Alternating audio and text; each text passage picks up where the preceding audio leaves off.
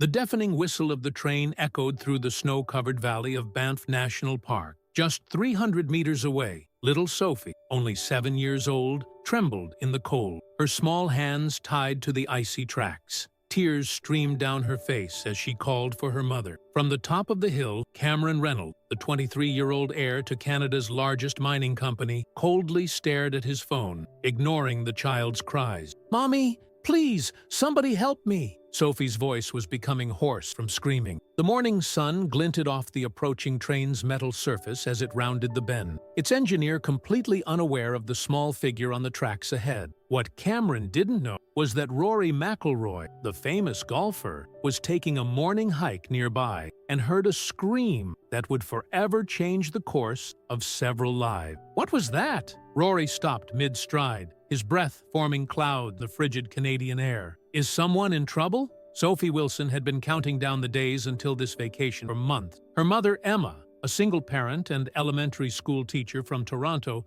had saved for 3 years to afford this special trip to the majestic Lake Louise. Their modest hotel room overlooked the turquoise waters that had captivated Sophie's imagination ever since she saw them in her second-grade geography book. "Mom, it looks even prettier than in the pictures," Sophie had exclaimed upon their arrival, her bright blue eyes wide with wonder. Her copper-colored hair bounced in pigtails as she jumped excitedly on the hotel bed. Emma smiled, exhaustion evident on her face, but happiness in her eyes. "This is our special adventure, sweetheart. Just you and me." On their first evening at the resort, while enjoying hot chocolate in the grand lobby with its towering stone fireplace, Sophie noticed another girl about her age playing with an elaborate dollhouse near the window. The girl, dressed in what appeared to be designer children's clothes, looked up and caught Sophie staring. "I'm Olivia Reynolds," the girl announced with practiced confidence. "Do you want to play with my new dollhouse? It cost more than most people's cars." Sophie looked to her mother for permission. Emma, nearly asleep in the plush armchair after their long journey, nodded tiredly. "You can go play for a bit, honey. I'll be right here watching." What Emma didn't know was that this innocent interaction would set in motion events that would lead her daughter to the precipice of disaster. Meanwhile, in a private cabin on the other side of the lake, Rory Mcilroy was seeking solitude. After losing the Masters tournament by 1 stroke the previous month, and facing a barrage of criticism about his dedication to the sport, he had retreated to the Canadian Rockies to reconnect with himself and the values that had guided his career. "Sometimes you need to step away to remember why you started," he murmured to himself as he looked out over the pristine landscape, unaware that in less than 24 hours, golf would be the furthest thing from his mind. Cameron Reynolds sipped his bourbon at the resort bar, scrolling through his phone with evident boredom. At 23, he had already been kicked out of 3 prestigious universities, crashed 4 luxury cars, and developed a reputation as one of Canada's most notorious rich kids. The tabloids called him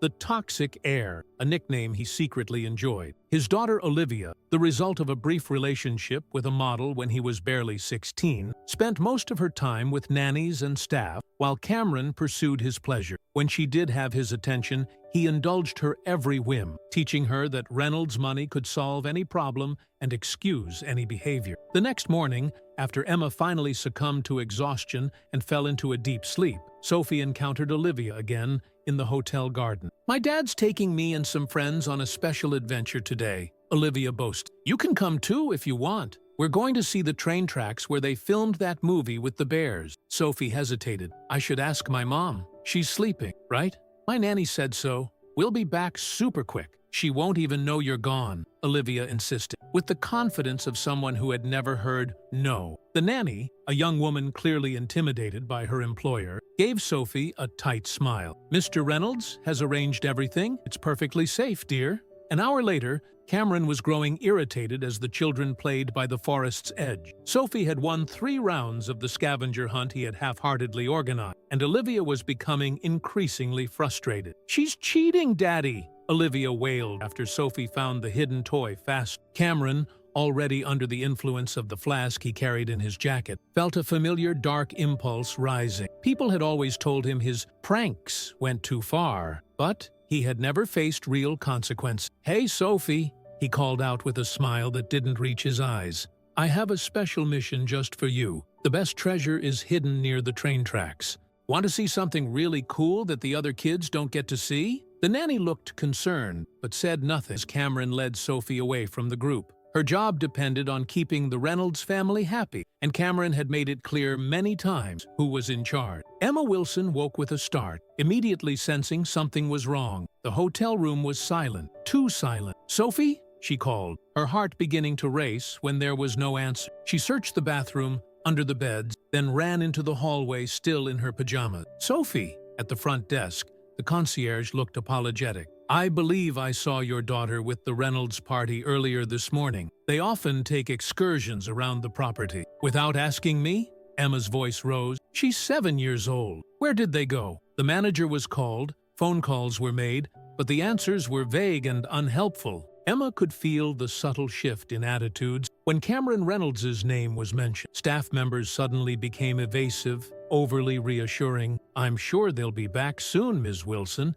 Mr. Reynolds often takes his daughter and friends on little adventures around the resort. They're always well supervised." But Emma's instincts were screaming. She demanded the police be called, but was asked to wait just a little longer before causing a scene. Meanwhile, Cameron was realizing his joke had gone terribly wrong. What had started as a cruel prank, tying Sophie to the tracks to scare her, planning to film her fear for just a minute before releasing her, had escalated beyond his control. He had left her there, walking away to smoke a cigarette and take the perfect video of her crying to show Olivia how he had punished the cheater. But as he climbed back down toward the track, a sudden avalanche of snow and rock blocked his path. The fear in the little girl's eyes finally penetrated his narcissistic haze, and for perhaps the first time in his life, Cameron Reynolds felt real panic at the consequences of his actions, especially when he heard the unscheduled maintenance train approaching, the one that wasn't supposed to be on this route today. His hands shaking,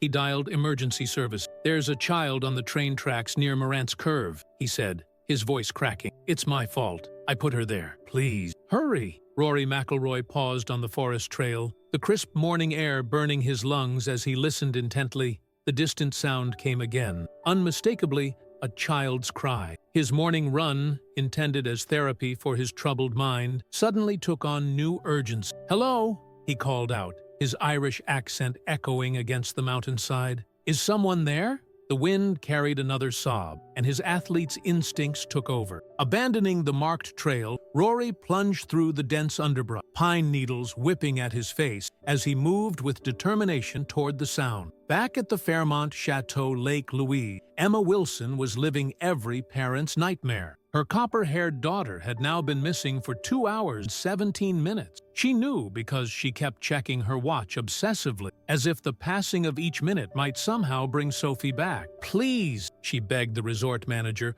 her voice cracking. "Something is wrong. She would never wander off. Never." Officer Jean Tremblay arrived with his partner, initially wearing the practiced calm of someone who had seen many false alarms about wandering children at the busy tourist destination. "Most children are found within the hour, Ms. Wilson," he began, but something in Emma's eyes, the raw terror of a mother's instinct, made him take this more seriously. The breakthrough came when Olivia Reynolds' young nanny, Margot, approached Emma in the lobby, visibly trembling. "I could lose my job," she whispered, glancing nervously around the opulent space. "But that little girl, Mr. Reynolds took her to Morant's Curve. He said it would just be for a few minutes, just to teach her a lesson for making Olivia cry. He does these things sometimes, cruel jokes, but he's never gone this long before." Officer Tremblay's expression darkened immediately. "Morant's Curve? The railway viewpoint?" He grabbed his radio. "Dispatch, I need all available units to Morant's Curve railway section. Possible child endangerment. And check the train schedule. Is anything running on that line today?" The crackling response froze everyone in the lobby. "Maintenance train left Field Station 20 minutes ago. Estimated arrival at Morant's Curve in approximately 15 minutes. Emma's legs gave way beneath her, and the officer caught her elbow. "We'll find her," he promised, leading Emma to his patrol car with sirens already blaring. "We'll find her." Meanwhile, Cameron Reynolds was experiencing genuine fear for perhaps the first time in his privileged life. The small avalanche, just enough snow and rock to block the narrow path, had trapped him on the wrong side of the ridge. From his position, He could see Sophie struggling against the ropes he had tied, could hear her cries growing hoarser as the minutes ticked by. "Sophie!" he shouted uselessly, his voice swallowed by the vastness between them. "I'm coming back! I'm sorry!" His hands shook violently as he dialed emergency services, his breath forming panicked clouds in the cold air. "Please," he begged the dispatcher. "There's a little girl on the train tracks near Morant's Curve. It's my fault. I tied her there as a—" He couldn't even say the word joke now. The absurdity of his cruelty finally crashing into his conscience. "Please hurry. I think there's a train coming." Across the valley, Rory Mcilroy had reached a vantage point where he could finally see what was happening. The sight made his blood run cold. A small child tied to the railway tracks, and in the distance, the unmistakable plume of an approaching train. Without hesitation, he launched himself down the steep incline, half running, half sliding down the snowy slope. His years of physical training had never been for a purpose like this, but now every ounce of his athletic ability was focused on reaching that child in time. "I'm coming!" he shouted, though he wasn't sure if Sophie could hear him over her own cries and the increasing rumble of the approaching train. The maintenance train's engineer, Dave Guthrie, a 30-year veteran of the Canadian Pacific Railway, spotted something unusual on the tracks ahead. At first, he thought it might be debris from the recent snowfall, but as the train rounded the gentle curve that made this spot famous for railway photographers, his experienced eyes recognized the unthinkable, a small human form on the track. "Emergency brake!" he shouted to his assistant, slamming the controls forward. "There's someone on the tracks!" The screech of metal on metal filled the valley as the train's brakes engaged, but physics was against them. A train traveling even at moderate speed requires considerable distance to stop, and the curved mountain track offered little advantage. Rory reached the bottom of the hill, lungs burning and legs pumping with desperate energy as he sprinted the final 100 meters to the track. Time seemed to stretch and contract simultaneously. The train's whistle piercingly loud, the child's sobs cutting through him like physical pain, his own heart thundering in his ear. He reached Sophie with mere moments to spare. The little girl's wrists were raw and bleeding where the ropes had cut into her delicate skin, her face streaked with tears and dirt, her eyes wide with terror. "It's okay, I've got you," Rory gasped, fumbling with the knots. His fingers, normally so precise on the golf course, felt clumsy and numb as panic and cold conspired against him. The first knot gave way, freeing one of Sophie's hands. The train was now visible around the bend, its horn blaring continuously as the engineer saw them. Rory could feel the vibration of its approach through the rails beneath his knees. Sophie's terrified blue eyes locked with his. "Please," she whispered, her voice almost gone from screaming. "Please don't leave me." "Never," Rory promised, working frantically at the second knot. "I'm not going anywhere without you." The sound of police sirens echoed in the distance as Emma and Officer Tremblay raced toward the scene, still too far away to help. With a final, desperate tug, the rope gave way just as the train bore down on them. There was no time for relief, no time for anything but action. Rory swept Sophie into his arms and lunged from the tracks, throwing himself sideways down the embankment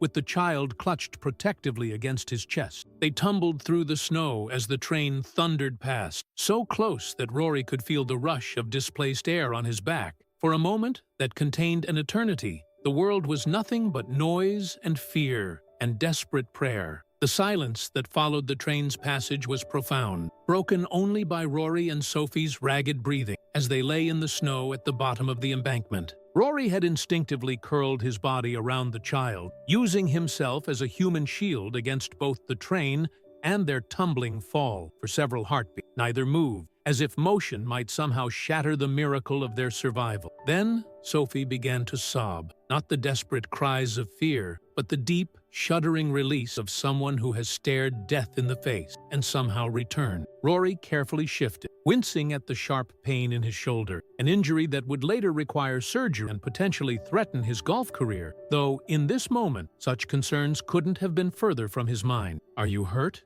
he asked gently. Brushing snow from Sophie's tangled copper hair, she shook her head, her small body trembling uncontrollably against. "I want my mommy," she whispered, her voice raw. "We'll find her," Rory promised, shrugging out of his jacket despite the cold and wrapping it around her. "What's your name, brave girl?" "Sophie," she managed through chattering teeth. "Sophie Wilson." "I'm Rory," he said softly, checking her for injuries with careful hands. Finding none, a miracle in itself, he cradled her close. "You were so brave, Sophie. So very brave." The sound of someone shouting her name made them both look up.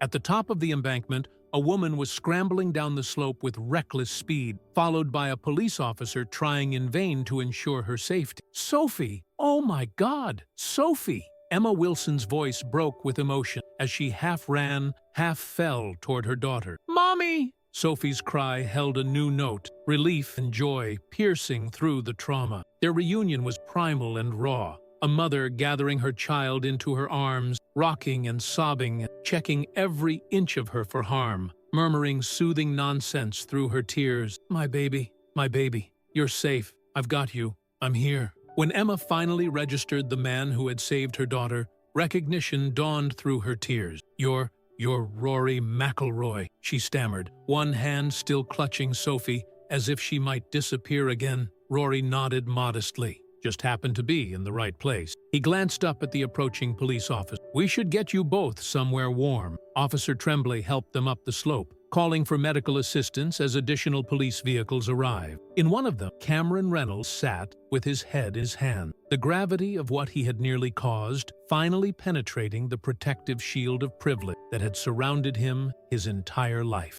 As paramedics examined Sophie and treated her wrist, Cameron was allowed to approach under close supervision, not for his benefit, but because Emma had insisted on facing her daughter's tormentor. "I'm sorry," he said, his voice barely audible, unable to meet their eyes. "I never meant—" "You never meant for there to be consequences." Emma cut him off, her voice steady despite her tears. "That's the problem with people like you. You never think about consequences because you've never had to face any?" Cameron nodded, accepting the truth of her word. For once in his life, there would be no escaping responsibility. His tearful confession had been recorded, the evidence was overwhelming, and even his family's wealth and influence couldn't undo what had happened. The story exploded across media outlets worldwide. "Golf champion saves child from death on train track," read the headlines. "Billionaire's son faces attempted murder charges in shocking prank. Gone wrong." In the following days,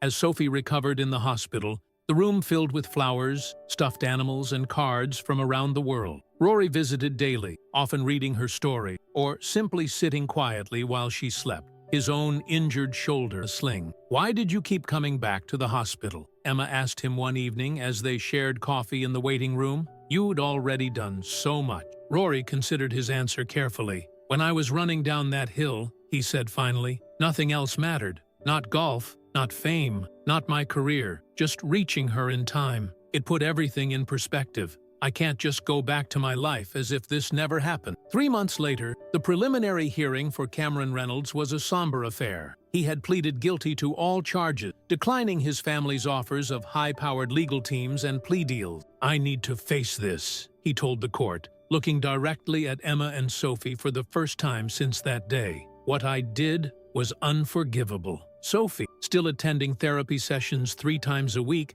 but showing remarkable resilience, whispered something to her mother during his statement. "My daughter has something she'd like to say," Emma told the judge, who nodded permission. Sophie stood, small but steady. "I'm still scared sometimes," she said, her voice clear in the hushed courtroom. "I have bad dreams, but my therapist says that what happened to me can help other kids if we make changes. I think—" she glanced at her mother for reassurance. "I think Mr. Reynolds should help make those changes too, instead of just going to jail." The judge leaned forward, intrigued. "What kind of changes, Sophie?" "A new safety center," she answered, "for kids, and special rules for rich people who think they can do whatever they want." Her simple wisdom sparked what would become a groundbreaking approach to the case, a restorative justice component added to Cameron's sentence that would ultimately transform not only his life, but the lives of countless children. 1 year later, the Wilson Mcilroy Center for Child Safety opened its doors on a snowy Canadian morning, almost exactly 1 year after the incident that had nearly claimed Sophie's life. The modern building, situated in downtown Toronto, gleamed with purpose and promise. "I'm so excited to declare the Wilson Mcilroy Center for Child Safety officially open," announced Sophie Wilson, Now 8 years old and standing confidently at the microphone, her formerly wounded wrists now adorned with colorful friendship bracelets. The crowd applauded as she and Rory cut the ribbon together. Emma Wilson, the center's executive director, watched with fierce pride. After the incident, she had channeled her trauma and rage into advocacy, quitting her teaching position to work full-time on holding powerful individuals accountable for endangering children. Rory had provided the initial $3 million in funding, then leveraged his celebrity to raise $15 million more. The center housed legal advocates who worked pro bono for children and families, trauma therapists specializing in childhood PTSD, and a research division dedicated to studying the effects of privilege on accountability in the justice system. Sometimes, Emma told the assembled reporters, the worst day of your life becomes the foundation for the most important work you'll ever do. Sophie and I have transformed our trauma into purpose. Rory, who had fought through months of painful rehabilitation for his shoulder injury and gone on to win 3 major tournaments in what sports analysts were calling the comeback of the decade, credited his success to perspective. People ask what changed in my game, he told the crowd during his speech. It's simple. I remember what really mattered. Golf is just a game. Life, family, doing the right thing when it counts. That's what's important. See, what few people knew was that he had visited Cameron Reynolds in prison regularly throughout the year, initially out of a complex need to understand the man who had nearly caused such tragedy, but eventually developing an unexpected alliance focused on redemption. Cameron, serving a 5-year sentence, had undergone profound change. The formerly entitled heir now led a prison program teaching accountability to other inmates from privileged backgrounds. His family's fortune, at his insistence, now funded a substantial trust dedicated to child welfare initiatives nationwide. I can never undo what I did, Cameron acknowledged in the video message played at the center's opening. But every day, I work to become someone who deserves to live in the world Sophie and Rory saved that day. Not just for Sophie, but for every child who deserves to feel safe and valued.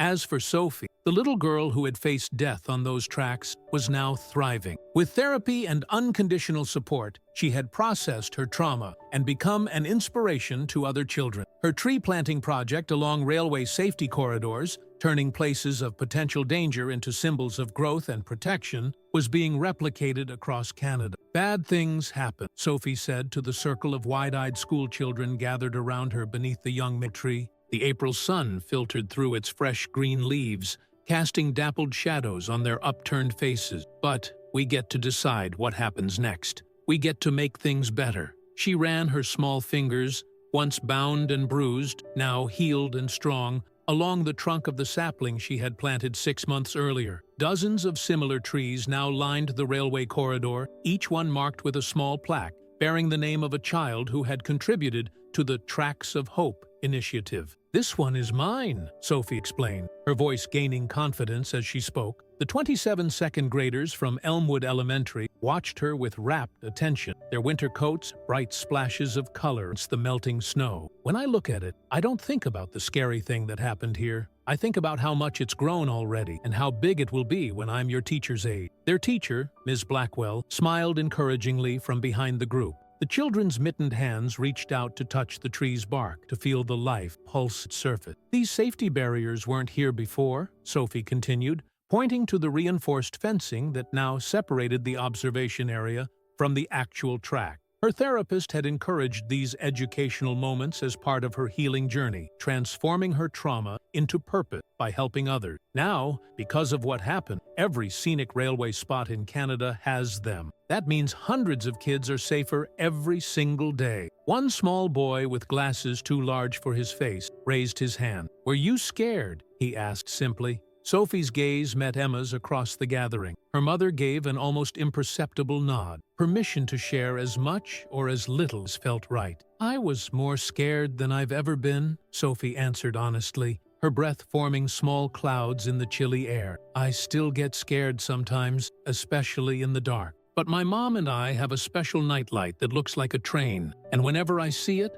I remember that scary things can turn into good things if we're brave enough to help them change. As the children filed back onto their school bus, each clutching a packet of maple seed and a child-friendly brochure about railway safety, Sophie stood a little taller. Emma noticed how her daughter's shoulders no longer hunched protectively inward, as they had for months after the incident. The weekly therapy sessions, the support groups, the letter-writing exchanges with other children who had survived traumatic events, all of it was helping her daughter reclaim her story. Later that evening, as twilight descended over Toronto, the first snowflakes of an unexpected late spring storm began to spiral down from the lavender sky. The Wilson McIlroy Center for Child Safety glowed with warmth and purpose, its modern architecture softened by the gathering darkness and the gentle accumulation of snow. In the recreation area, a space specifically designed by child psychologists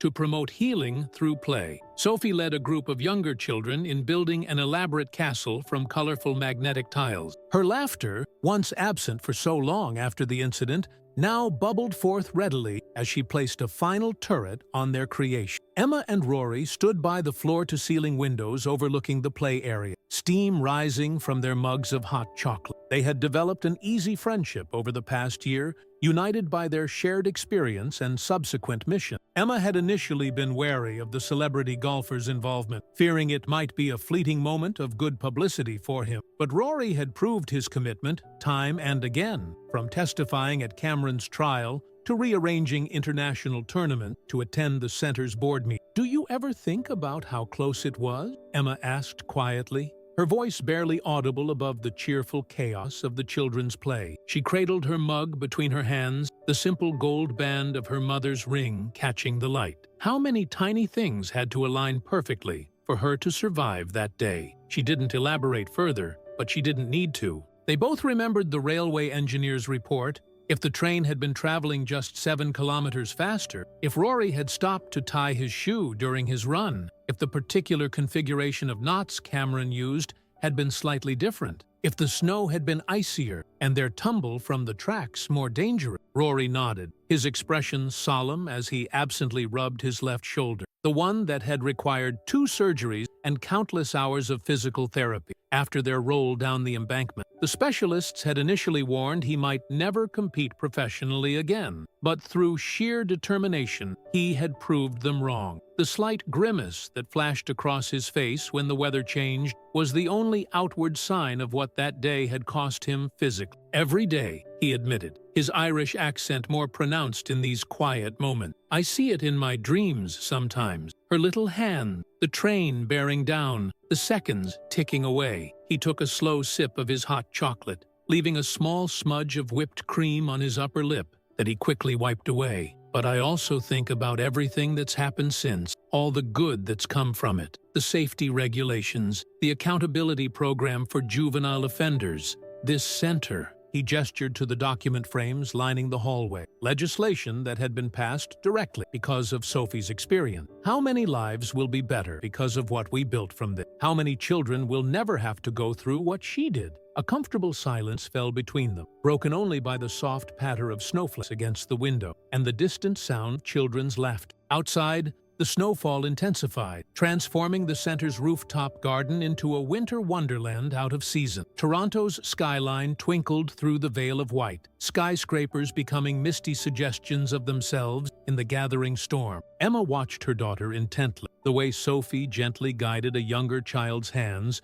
to complete a difficult section of the puzzle they had now moved on to. The patient smile so reminiscent of her grandfather, the determined set of her small shoulders when she encountered a challenge. The similarities to the child she had been before were there, but so were the changes. A certain gravity behind her eyes, a wisdom beyond her years, an empathy that sometimes made Emma's heart ache with both pride and sorrow. "She's going to change the world someday," Rory said finally, breaking the silence. He had removed his watch, a luxury brand whose sponsorship deal had helped fund the center, and was turning it absently in his hand, the habit of a man who found it difficult to be still. Emma smiled, her eyes never leaving her daughter. The soft lighting caught the copper highlights in Sophie's hair, the same shade Emma's mother had had, the same her grandmother before that. a legacy of strength passed down through generations of women. She already has, Emma replied softly. Her voice held the fierce protectiveness of a mother who had nearly lost everything,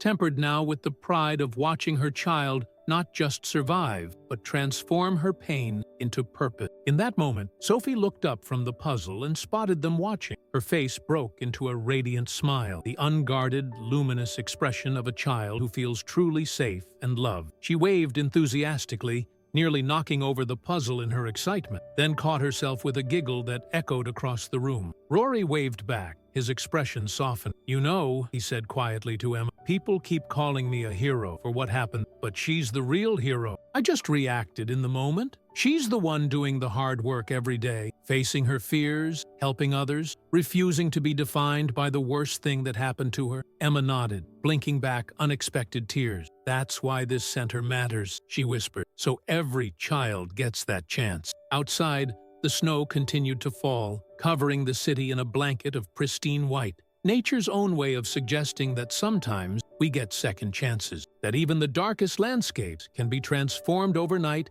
into something beautiful and new. And in that moment, as Sophie returned to helping the younger children complete their puzzle, her copper hair catching the light just so, with snowflakes dancing beyond the windows like tiny messengers of possibility, it was clear that what had nearly been a tragedy had transformed into something powerful and enduring. Not just a place or a program, but a profound shift in how society protected its most vulnerable members. A testament to courage, accountability, and the extraordinary difference that ordinary people can make when they choose to act with love instead of indifference, with courage instead of fear.